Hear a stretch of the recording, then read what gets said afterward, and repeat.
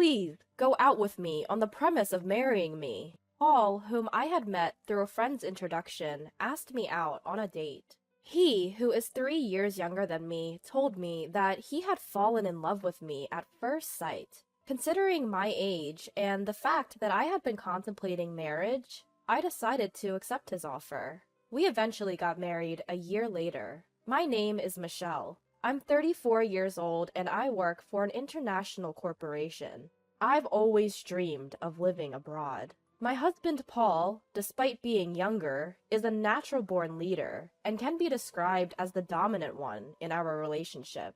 It wouldn't be an exaggeration to say he's the head of the household, but I didn't mind it. Having lived alone for a long time, I was accustomed to taking care of household chores, and I even enjoyed cooking. Paul rarely helped out, but I never found chores burdensome. On the other hand, Paul always took the lead when we went out together, allowing me to simply enjoy myself without having to worry about anything. This felt like a good balance between us. However, all of this started to change when my mother passed away. While I was at work, I received a call from my father informing me that my mother's chronic illness had worsened, and she had collapsed. I immediately boarded the train and arrived at the hospital in about 2 hours, where I bid a final farewell to my mother. I decided to stay with my father to prepare for my mother's funeral. When I contacted Paul, he said that he couldn't leave work at short notice. He ended up not coming to the wake. He did make it to the funeral, but it seemed that he hadn't made any preparations for mourning attire. I had to hastily arrange a rental outfit for him. He complained incessantly, saying that I should have prepared everything from the beginning. Between my sorrow and being busy, I didn't have the capacity to deal with Paul, so I let his complaints slide. But apparently, he didn't appreciate that, as he was in a foul mood throughout. Ever since then, it feels like our marital arguments have increased. Well, after being married for 3 years, I think it's normal to have some quarrels. But even so, Paul has been picking fights rather aggressively recently. With his persistent domineering attitude, he often dictated what I should do and take care of. I got fed up and even tried refusing a few times. But since he didn't know how things were organized inside the house, even simple tasks like preparing for his own business trips would take a long time. Moreover, he would complain while bustling around the house, making an even bigger mess. In the end, I realized it's easier if I just do it myself. I wasn't being completely obedient. I took care of certain things to save myself the trouble. Next week is the gathering for my mom's first death anniversary. I'm going to start preparing for us to join, okay? When I said that, Paul responded grumpily. I have an important meeting that day. What should I do? I've mentioned this gathering well in advance. How could he suddenly say something like that? What, you're not going? Paul responded with a heavy sigh.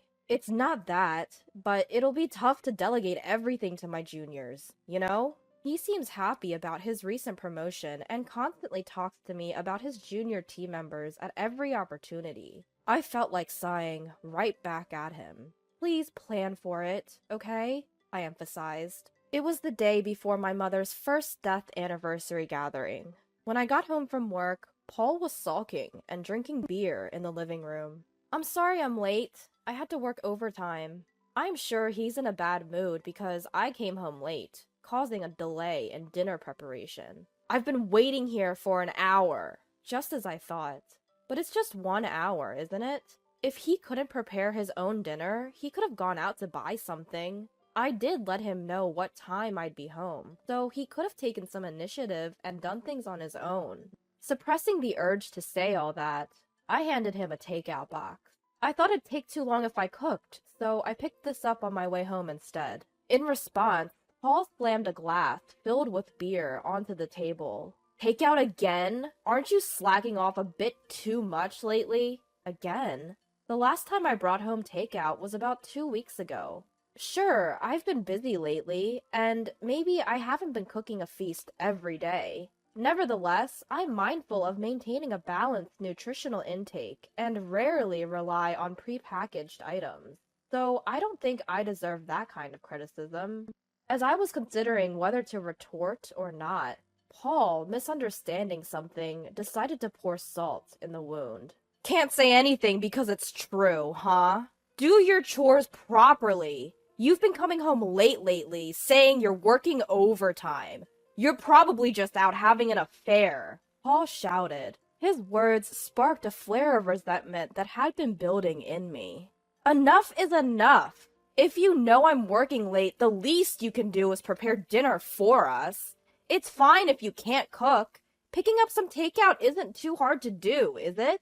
I always make sure to inform you when I'm going to be late, and even with the busyness, I take care of all our household chores. There's no need for that kind of tone. Paul gave me a glare. Huh? You're 3 years older than me, you know. I could have married a woman in her 20s, but I chose an older woman. Show some gratitude and do as I say. There's no one else who would want you, so you'd be in trouble if I were to leave you, wouldn't you? Did he really just say that? I was ticked off and couldn't hold back any longer. Then you should have married a younger woman.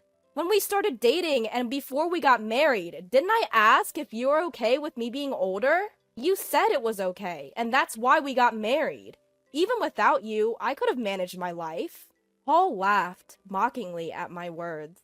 Whatever. Let's get a divorce. With that, Paul took his beer and the takeout box and retreated to his room. We've had our share of arguments, but this was a first. I was done with him. I decided to eat my takeout dinner to calm my nerves. He must have been irritated because he was hungry. That's what I thought as I filled my stomach, but I couldn't settle down after all.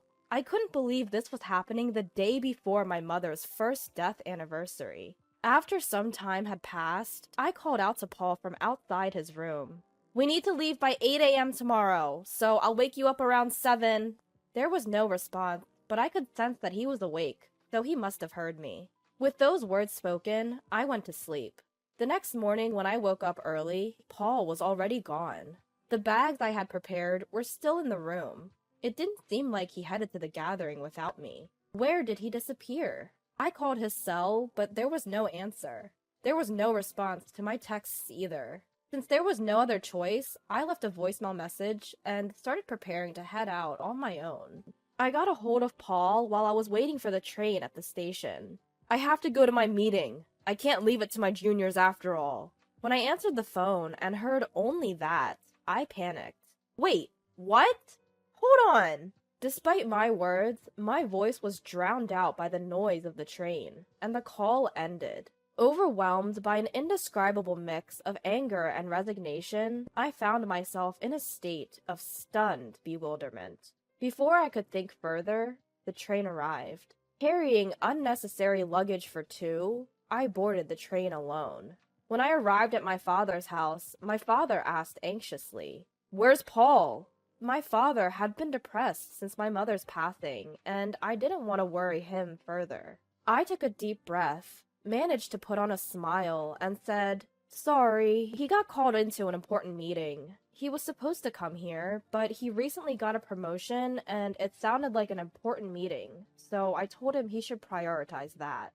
My father nodded, understanding the situation. "I see. He's working hard. It's a shame I couldn't see him, but your mother would understand. Tell him he's always welcome to visit." Those words stung a little, but I managed to keep up my smile. Throughout the day, there was no contact from Paul, and the night grew late without me reaching out to him either. I planned to stay the night and return home the next day. That was originally planned, so I didn't see an issue with not contacting Paul. Still, it felt like I was acting childish. Maybe I should cook him some hamburger tomorrow. His favorite dish. With that thought in mind, I went to sleep. The next day, I left my father's house and arrived at home around noon. I wanted to drop my bags off before going grocery shopping. I walked into our living room. As expected, Paul had left dirty laundry sitting around. I sighed at the thought that he still didn't know how to use the washing machine, and dumped the left-behind laundry in the washer with my own laundry. Taking a break and returning to the living room, I noticed something on the table. When I got closer, I couldn't believe my eyes. There were divorce papers, which he had already signed. Why? I stared at the divorce papers, bewildered. Is this his way of asking for a divorce? I pulled out my cell phone from my bag. It should be his lunch break around this time. I wasn't sure if Paul would pick up, but surprisingly, he did as soon as I called. Paul? This divorce paper. What's this about? On the other end of the line, Paul laughed. What do you mean, what's this about? It's exactly as it looks. I don't need an older wife who isn't going to do household chores. That's why I decided I want a divorce. If I break up with you, I can even remarry a younger woman. At the end of the day, a wife is like a status symbol, right? I can't brag about you because you're older. It's quite challenging when my team members ask me about you, and evading the topic is no easy task. I was at a loss for words. I had nothing to say. If you don't want a divorce, then start doing your chores properly. I'm coming home as usual today, so don't forget to get some beer, alright? If you don't like that, take the divorce papers to the family court. It's up to you. With that, he hung up. The call ended without me getting a word in. I guess this is what it feels like to be too shocked to speak. Paul probably thought that if he said that, I would comply. I only did the chores because I didn't like to ask or beg him to do things. He must have thought all this time that I did it because I didn't want him to leave me. He must have thought I wouldn't stand up to him because he's the dominant one. Being married to a younger husband is sometimes envied, but really, there's nothing notable about it. I often found myself emphasizing the fact that my husband is younger. He's average in looks, average in personality, and earns an average income. There's nothing unique about him, so saying he's younger was just convenient. When we got married, I was worried about the age difference. But now we're both in our 30s, and he's only 3 years younger. If there was a decade or so between us, I might feel more affectionate. But it feels bad to be continuously called an older wife when we're practically the same age. I grabbed my bag and headed straight to the family court. When I submitted the divorce papers, I felt a sense of relief. I thought we were getting along fairly well, but that's over now. I can live without Paul. With that thought in mind, I felt a sudden sense of lightness, prompting me to contact my boss and request a few days of paid leave. Thankfully, the busy season at work had just ended, so he allowed me to take about a week off. Since I'm divorced now, I needed to sort out my belongings. I didn't have much stuff to begin with, so cleaning up was a breeze. I took the bigger items to a storage unit, packed my essentials and clothes in the car, and on a whim, I decided to head to a hot spring resort. It seemed to be the off-season for hotels, too, so I was able to book a stay at a cheap rate on the spot. I felt the excitement as I drove. As I enjoyed the hot springs and relaxed in my room, my phone rang. Michelle! I told you to get beer, didn't I? Where the hell are you? It's Paul's usual time to come home. I remembered hearing those words, and found it amusing. I'm at a hot spring resort right now. What? A hot spring resort? Why? What's going on? Didn't you say to file the divorce papers if I didn't agree with you? The flustered image of my ex-husband surfaced in my mind, and my laughter intensified. Hold on. Did you actually file it? Of course I did. Why? Why, you ask? It was your idea, Paul. Have you forgotten what you just said a few hours ago? Then I heard his clearly perturbed voice. Hey, you're joking, right? When you say hot spring resort, did you mean you went to some spa nearby? If that's the case, I'll pick up dinner, so just hurry back home. I couldn't stop laughing at the sudden, seemingly affectionate tone as he was proclaiming to be a caring husband. It was probably about an hour and a half of driving. There's even an outdoor natural hot spring. It's quite comfortable. I wonder if it will rain cats and dogs tomorrow since you're going out to buy your own dinner. I've already taken my belongings out so that you won't have to worry about me coming back. Please, take care of yourself. Paul was pleading desperately for me to return. But of course, I had no intention of going back. You're the one who prepared the divorce papers in the first place. Have you forgotten? It was blatantly obvious that you were using the threat of divorce to control me. I told you I could live without you. Now that you've divorced your older wife, you can go find a younger one. Whether you can or not, I don't know. Paul was completely silent. It might be none of my business, but you should probably consider moving out of that apartment too. Finally, Paul found his voice again. Why should I? His voice was barely a murmur. Think about your income. You'll go bankrupt soon if you keep living there. You can't clean, do laundry, cook. You'll have to use a housekeeping service and eat out, right? That costs money. It would be a problem if most of your salary went into rent. You thought you were the one providing for me, but my salary is actually almost double yours. You were never providing for me. If anything, it was the other way around. Also, you were acting all confident just because one junior came alone.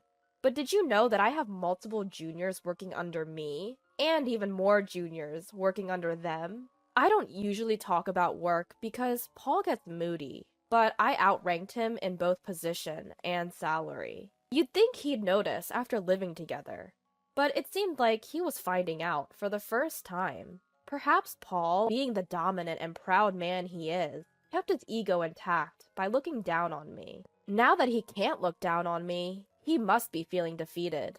I've shattered his pride as payback for all these years. The reason I took care of household chores without complaining, even though you acted like a domineering husband at times, was partly because you were younger, and I cut you some slack. And partly because it was too much hassle to ask you for anything. It's not because I needed you to stay with me. I was just taking care of your needs while I was at it with my own chores. So when you said, do the chores or we divorce, of course I chose divorce.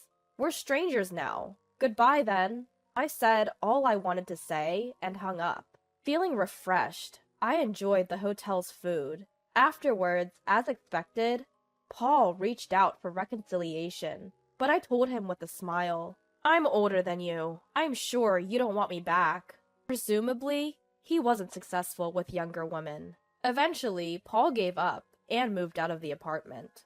I hired a lawyer for the division of assets, demanding more to compensate for the burden of household chores that had been imposed on me until now. Paul, being cheap, didn't hire a lawyer, and so I had the upper hand with my lawyer. We were able to reach an agreement with favorable conditions for me. By the way, it seems that Paul's only junior had been complaining to others about how poor his leadership was, to the point that he couldn't even consider him a boss.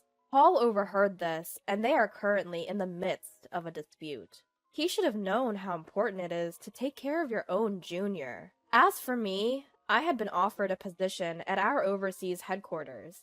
I had been declining due to the current circumstances and out of consideration for Paul, but I finally decided to take on the opportunity.